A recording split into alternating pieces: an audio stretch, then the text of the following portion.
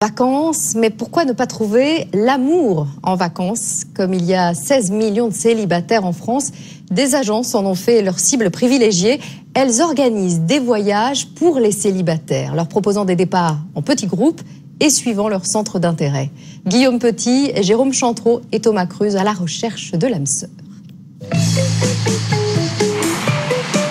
C'est bien de se retrouver dans un groupe où il n'y a pas que des couples. Partager des choses, même si on ne connaît pas les gens à la base, ça peut être une bonne expérience. Des couples se sont formés, d'autres ont vécu des vacances un petit peu exceptionnelles. Prenez 5 trentenaires, 3 femmes, 2 hommes, tous célibataires. Et observez comment 1 heure de randonnée en montagne, en plein cœur du Languedoc, peut très vite briser la glace. Les gorges d'Éric, ça fait un grand canyon comme ça qui remonte dans le Caroux. Donc là, on est au pied du Caroux. Température 30 degrés et baignade pour gommer sa timidité. Ces vacances d'été, Vincent les passe habituellement avec des amis en couple. Ce séjour pour célibataires est une première. Être en vacances avec des amis qui sont en couple, ça change tout, quoi. Ça fait qu'ils réfléchissent à deux. Moi, je suis plus du tout dans cette démarche-là, vu que je suis célibataire en ce moment et que j'ai plutôt envie de profiter, de m'amuser. Des touristes inscrits via une agence de voyage spécialisée. Elles se sont multipliées ces 10 dernières années. Les plus importantes enregistrent une croissance à 2 chiffres. Des programmes sportifs ou culturels par tranche d'âge et pas besoin de payer un supplément solo.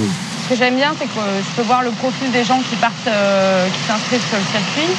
Et du coup, je suis sûre de me retrouver qu'avec des gens qui sont célibataires. Ils sont 16 millions en France. Les célibataires sont de plus en plus nombreux et assumés. Une situation vécue différemment selon l'âge. Qui veut un café? Sylvie organise une trentaine de séjours par an dans cette chambre d'hôte où Georges Sand passait jadis ses vacances.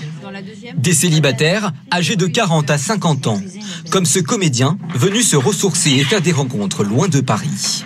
Ici, je recherche une forme de paix, où on va pas forcément me regarder en tant que célibataire ou personne seule comme un objet bizarre qui est un peu incongru ou un problème. Un groupe avec une passion commune pour le patrimoine local. Ce jour-là, découverte d'une forteresse médiévale du XIIIe siècle. La prise de Jéricho. La plus-value comparée au tour opérateur, Sylvie chouchoute ses clients. Un solo a besoin de beaucoup plus d'attention qu'un couple qui arrive, parce qu'ils sont déjà à 2 pour s'épauler, alors qu'un solo, il a envie de discuter, il a envie de s'ouvrir à d'autres choses, donc on lui consacre un peu plus de temps. Des vacances ciblées et en petits groupes, de plus en plus demandées, loin de la foule dense des clubs de voyage ou des croisières. L'histoire se répète, voici le retour en grâce du ferroviaire.